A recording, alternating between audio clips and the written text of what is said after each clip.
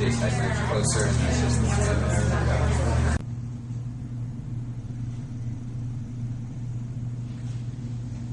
I already talked a little earlier, but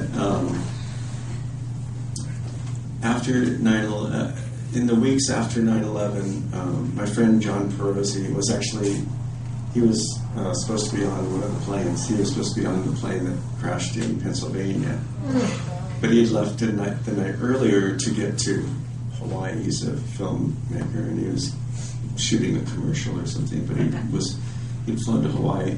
And he called me that morning at 9/11, and he said, I'm coming, and he wanted to know if I'd drive with him to New York, because his car was here. He had a house here and a place in the West End Village. And so about a week after 9/11, or maybe, a few days after 9/11, it was my girlfriend's birthday on the 14th, and we had already planned to have people visiting from out of town and camp up in the park. And like you were talking about, there were no airplanes, which was so strange. It was so surreal. It was completely like we were on a planet, a silent planet up in the park. And then sometime right after that, there was the Graham Parsons Festival came through town, and I mean, it was planned already, and it was at the saloon, and it was at the Crossroads and the Beatnik, and so and I remember we were all kind of really relieved to see people. I don't know, just here in Joshua Tree, it was a relief to see that it was the first time ever, really, because I lived here for several years at that point. And it was the first time where I really saw people kind of like us, people walking in the sidewalks.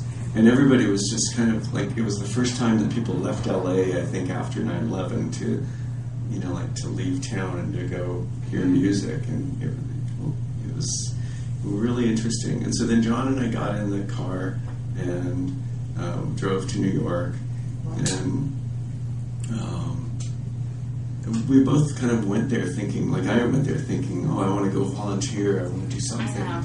And got there and was just so devastated that even weeks later, and we, like, the night we got there, we went to his apartment, and we were sitting there for like 5 minutes, and we were looking at each other. It was like 3 a.m. We're like, I have no idea, but I'm not going to be able to sleep. And so we drove down to the perimeter, and then we saw the policemen who were just wiped out, and they were on the, around the perimeter of the World Trade Center, and they were really sweet. They were so kind, and they were like telling us, well, you can sort of see from over here, you can't go any farther than this. And the thing that really struck me were, all of the missing posters everywhere. That was unbelievable.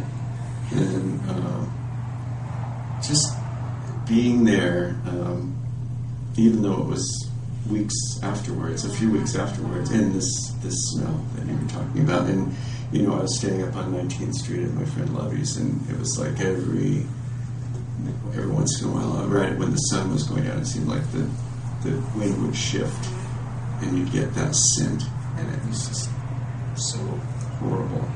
And I was buying T-shirts, and Lovey was like, we've got to go to Chinatown and buy some T-shirts, because nobody's going to Chinatown, because it's like so close.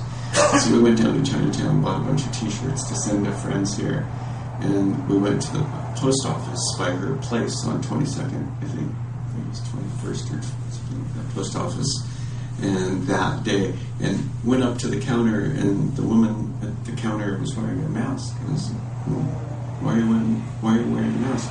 She said, and later on the news, it was the post office where they thought they'd found anthrax the first time that day.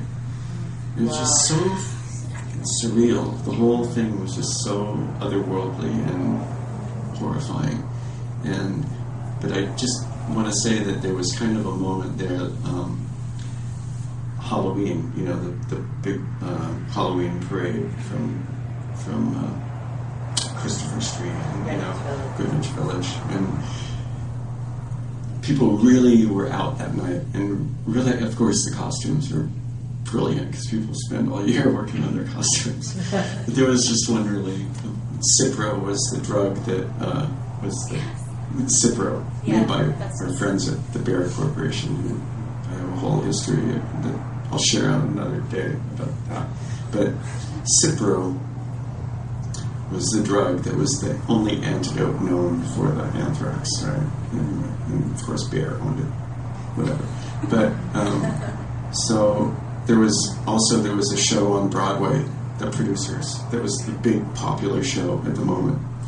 Well, just to lighten it up for just a minute, there was someone dressed in among the costumes that I saw somebody that was wearing a snow globe, and she was Statue of Liberty in a snow globe, and as she walked, the snow would fall on her. It was so ingenious. It was really great. And then there was a man dressed as a doctor, and he had a sign that said, "We'll trade Cipro for tickets to the Producers." Anyway, that's my 9/11 story. Except, you know what else, Sherry? Interesting coincidence was that Fred Drake's beautiful CD, the Twice Shy album, also we had planned to have the record release party on 9/11 at the Saloon, and of course we went anyway, and so all of the TVs, it was so sweet because none of us had TVs, being here in the desert, and so it was so surreal because all of the TVs around the bar were showing the buildings, and anyway, so another record that came out that same day was Bob Dylan's record, Love and Theft. Came out the same day. Yeah, and we'd gotten it like at the minute, and the song can never hear it without thinking of that. But the song where he sings "Summer days and summer nights are gone." Exactly. Anyway. You got the same. 3 great records came out that day. It's a poem that I wrote several years back between 2001 and now, somewhere in between. And I have to give you a little background. You probably see it, probably a little bit of it with a haircut on, arraignment or service. And so you probably say, wow, you can say something like that? Well, I have mixed feelings about everything that went on right after that, and still do today, but supported what we did. But this came out of a few years ago in the LA Times. A gentleman, he threw here before that, I believe, once, and he had this model of a bomb, an atom bomb type thing, and he took it across the states, and he was asking for people to write poetry about it. And but you couldn't use the word bomb in the poetry. So I took that and ran with it, but I'd have to explain it unless you really quick, hear the words or follow the words, because it's 4 stanzas, and the title and the 4 stanzas each start with B, O, and B. I did not use the word bomb as he asked, but I put it in there. And as I was telling Andy last night, I took free reign with, if that's the right wording, with literary prose in a couple words, because I could not find the exact word, and it said it didn't exist, but I did it anyway. Anyway, it's very close, but I'll read it. Benevolent Overtures, Machinate Brokerage. Title: Bring about peace in our lifetime. Overtures to peace are so sublime. Maybe a grassroots effort is the ticket, but we must be Gandhi-like, not snippet. Bursting with enthusiasm to the end of ridding the world of the nuke trend. Muster the courage to make a stand, being ever vigilant for a cause so grand. Bent on bringing about universal love, only through a transcendent awakening, motivating the establishment to make a move. Bringing about a universal end to it unceasing. Believe world consciousness is possible, offer up prayers to our Maker, mandate our leaders to see the plausible betterment of mankind is the determinator. And that's it.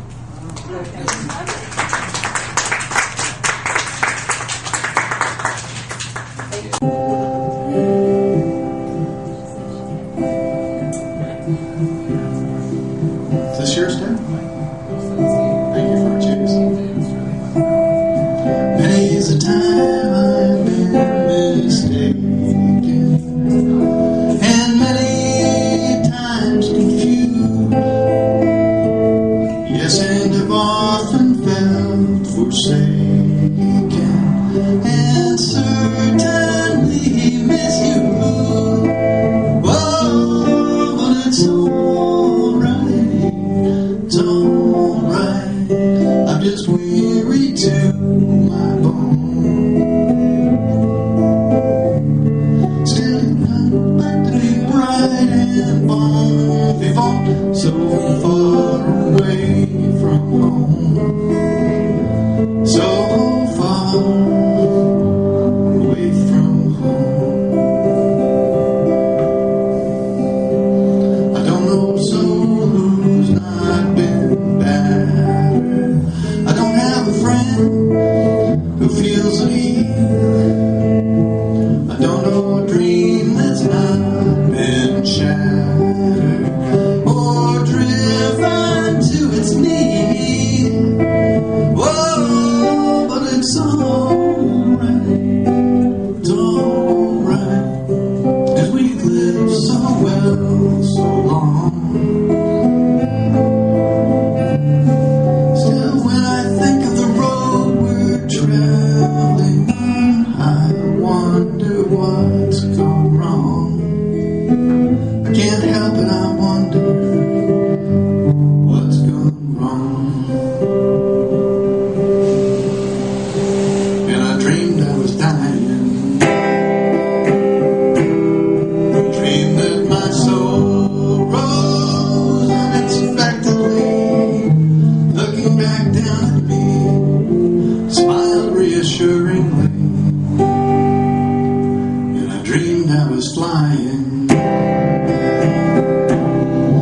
high up above. My eyes could clearly see Statue of Liberty sailing away to sea.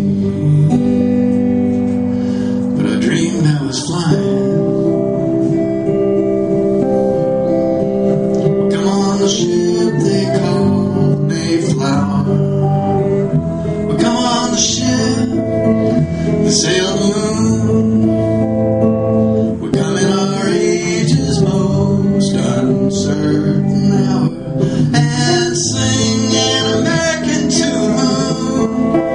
Whoa, but it's alright, it's alright, it's alright.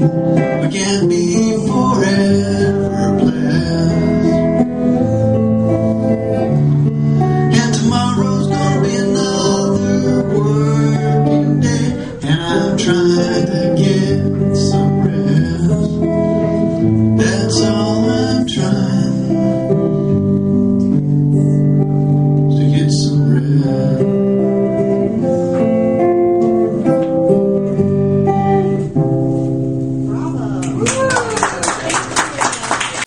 It's a poem that I wrote several years back between 2001 and now, somewhere in between. And I have to give you a little background.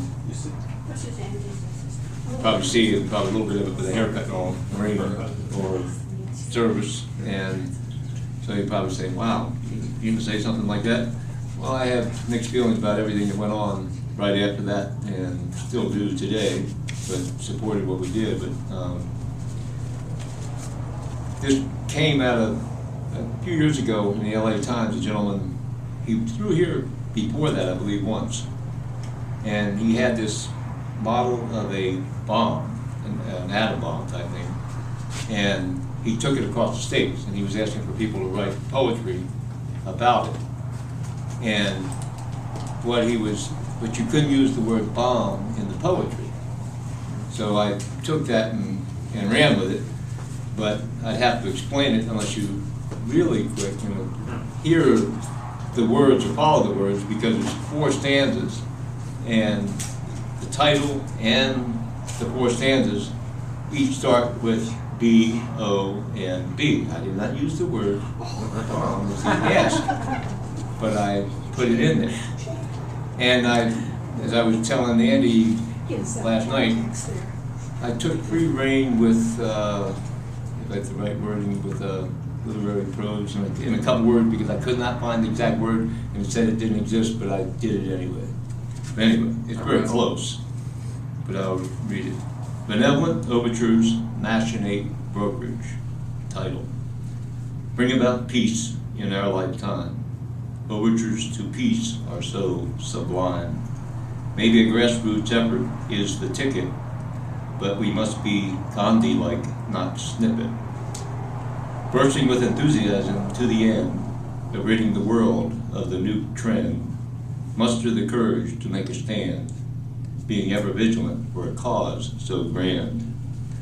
Bent on bringing about universal love, only through a transcendent awakening, motivating the establishment to make a move. Bringing about a universal end to it unceasing. Believe world consciousness is possible. Offer up prayers to our Maker. Mandate our leaders to see the plausible. Betterment of mankind is the determinator. And that's it.